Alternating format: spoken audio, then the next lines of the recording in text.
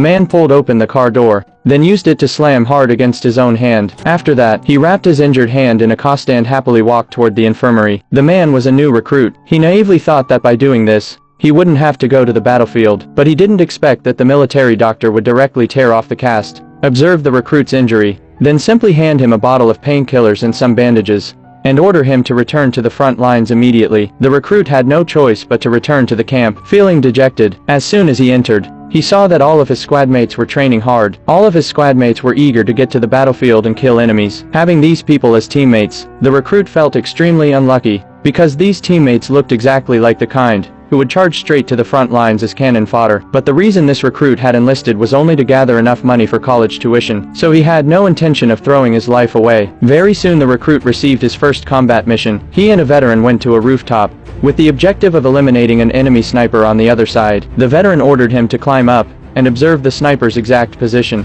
but he was too afraid and just lay there without moving. He said that he wanted to go back down, but was too scared to move. This action made the veteran's attack extremely difficult. In the end, the veteran had no choice but to call in a bomber to launch a missile, but the explosion from the missile left the recruit shaken for quite a while, and just like that, the first mission was completed. However, luck was not always on their side. Very soon the recruit's squad received an extremely dangerous mission. They needed to drive a tanker truck to deliver water to a village in Iraq. Every trip required them to drive for 3 hours to reach the water station, and the entire journey took place on a deserted highway with no cover at all. If they were ambushed by armed insurgents, they would become moving targets. After arriving at the water station, besides filling up the tanker truck, they also had to repair the water pipeline, because only by doing so could they solve the village's water shortage problem. The engineer told the squad leader that he needed more manpower, or the repair task would be extremely slow. The squad leader said there was no problem, and planned to return to the village to hire some local workers to help. Afterward, the team, now carrying a fully loaded water tanker,